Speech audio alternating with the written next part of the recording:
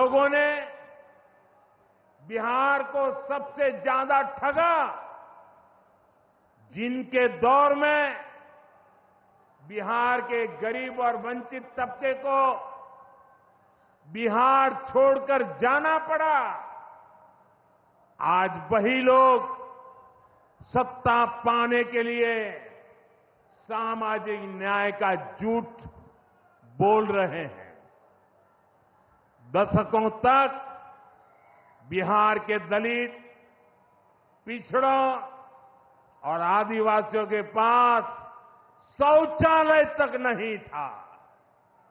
दशकों तक हमारे इन भाई बहनों के पास बैंक में खाता नहीं था। उन्होंने बैंकों में उनके लिए तो एंट्री बंद थी, दरवाजे तक भी घुसने नहीं दिया जाता था। दलित और पिछड़ा वर्ग के ही सबसे ज्यादा लोग झुग्गी झोपड़ी में जीवन गुजारा करते थे, उनके पास पक्का घर तक नहीं था, वे बेघर थे। करोड़ों लोगों के सर पर छत तक नहीं थी।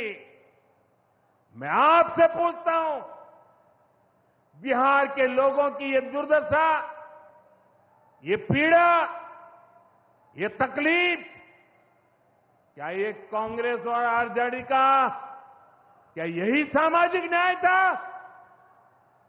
गरीबों को इस प्रकार से मजबूरी में जीने के लिए सारी नीतियां बनाने के आदी लोग। साथियों, इससे ज्यादा अन्याय कोई नहीं हो सकता है। कांग्रेस और आरजेडी वालों, इन्होंने कभी दलित, पिछड़ा की इतनी तकलीफों की चिंता तक नहीं की। ये लोग विदेशियों को बिहार की गरीबी दिखाने के लिए घुमाने लाते थे। अब जब दलित, वंचित और पिछड़ा समाज ने कांग्रेस को उसके पापों की वजह से छोड़ दिया है, तो इन्हें अपना अस्तित्व बचाने के लिए सामाजिक न्याय की बातें याद आ रही है। भाइयों बहनों, बिहार में और देश में सामाजिक न्याय का नया सवेरा एनडीए के दौर में दिखा है। हमने गरीब तक जीवन से जुड़ी मूलभूत सुविधाएं पहुंचाई है।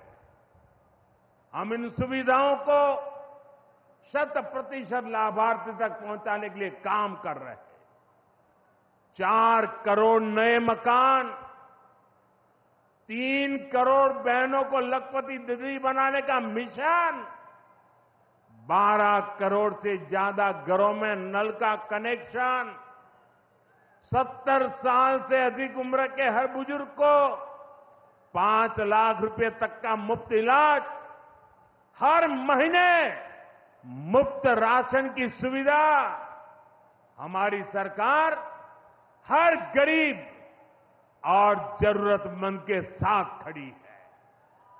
साथियों, हम चाहते हैं कि कोई भी गांव छूटे नहीं, कोई भी हकदार परिवार सरकार की योजनाओं से वंचित न रह जाए। मुझे खुशी है, इसी सोच के साथ बिहार सरकार ने डॉक्टर भीमराव अंबेडकर समग्र सेवा अभियान शुरू किया है। इस अभियान में 22 जरूरी योजनाएं एक साथ लेकर सरकार गांव-गांव, टोला-टोला पहुंच रही है। हमारा लक्ष्य है हर दलित, महादलित, पिछड़े, अति पिछड़े, गरीब के घर तक सीधे पहुंचना।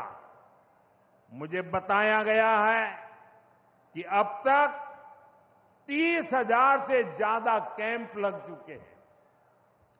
लाखों लोग इस अभियान से जुड़ चुके हैं।